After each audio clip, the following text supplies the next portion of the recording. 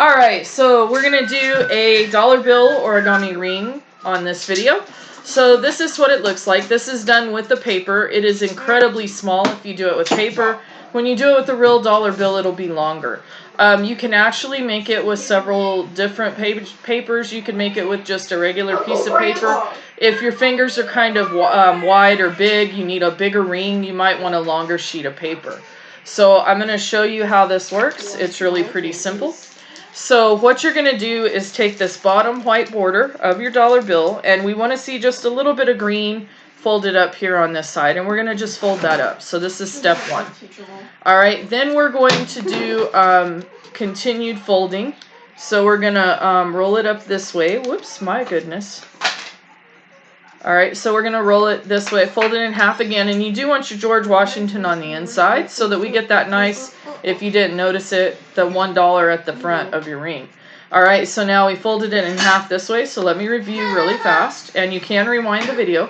We folded this white border up, and we want Washington on the inside. We're folding it in half this way. Then I want to hide the United States of America. I want to be able to see this $1 because I use this letter N to help me make one of the folds. So I'm then going to roll this one more time with the United States of America on the inside, the $1 on the outside. So this is what one side of the dollar bill should look like. This is what the other side should look like. Now, it's not very much further to get this done. Hopefully I remember the right way to do this. So you're going to fold this edge of the paper up, and you want to fold it on a regular dollar bill to make it fold properly. You want to fold it right about at that end, and the fold you want to fold should be parallel to the end. I don't think you should use the ice cream scooper. I licked it. Okay, I'm not going to. I'll give me a new one. Alright, so you're going to fold it where it's parallel to that slanted line in the end, if not right on it. And you want to use that end kind of as your marker. So you're going to fold it up like this. You want to make this line here perpendicular to this line here. Alright, once you folded that, we're then going to take this top tab here and we're going to roll it over. So we're going to just roll that over. And what you should have here is a tiny little rectangle sticking up, a little right triangle down here at the bottom, and a large skinny rectangle floating off this way. Alright, now I'm going to hold, actually we're going to hold it this way. I'm going to put my index finger on that little triangle, my thumb here, and I'm going to roll this all the way around, and then I'm going to put that on the triangle, lift my finger, put it back down. Okay, now I've got to kind of turn it over.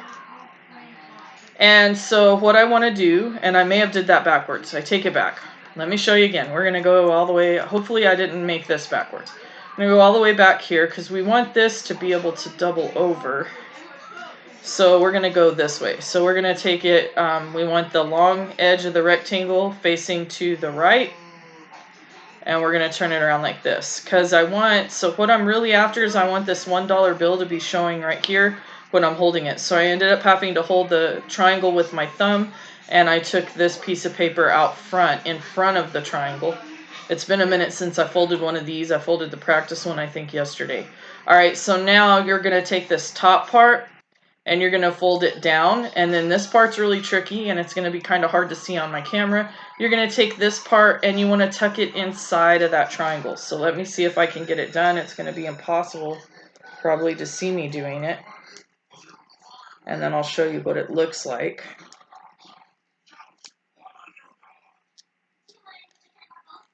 And I inevitably do something backwards on every one of these I fold if I don't have the book right in front of me.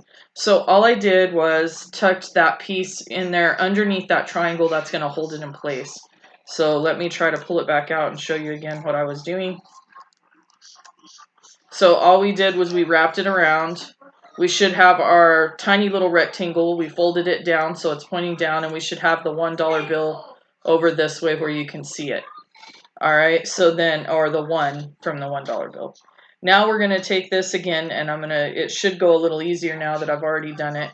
All I'm doing is I'm taking that little tab, and I'm sticking it underneath that triangle in order to hold it in place. And this one's a little short, it's not getting stuck in there very well, and this is one way you can modify it to make it a little bit bigger, is that if this tab isn't quite as long, it does need to catch that triangle a little bit. It'll make the ring a little bit larger. This one might actually fit my pinky. Alright, so now once you get that tucked, you're going to flip it over. You're going to take this little piece that's sticking out, and we should have created a nice little square here when we folded that small rectangle over and tucked it into the triangle. So you're going to take this small rectangle and you're going to fold it over the square, and then the white border part is going to get tucked underneath the square. So you might need to take your finger and kind of pry this piece of, or this side of the square up so that you can get the bill to tuck inside. And then you're going to tuck it inside.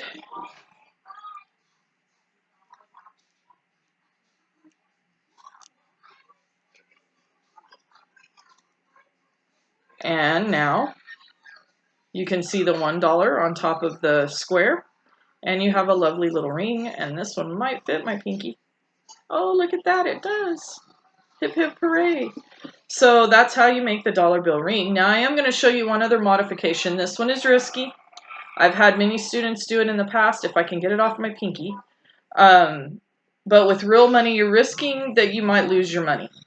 So one way you can make it significantly bigger is you can kind of roll this edge that we were tucking under so that it won't be able to pull through. Now it's not going to have that cool dollar design, but you would then pull it out and you're going to tuck it in this opposite side of the square, and this is where it gets risky.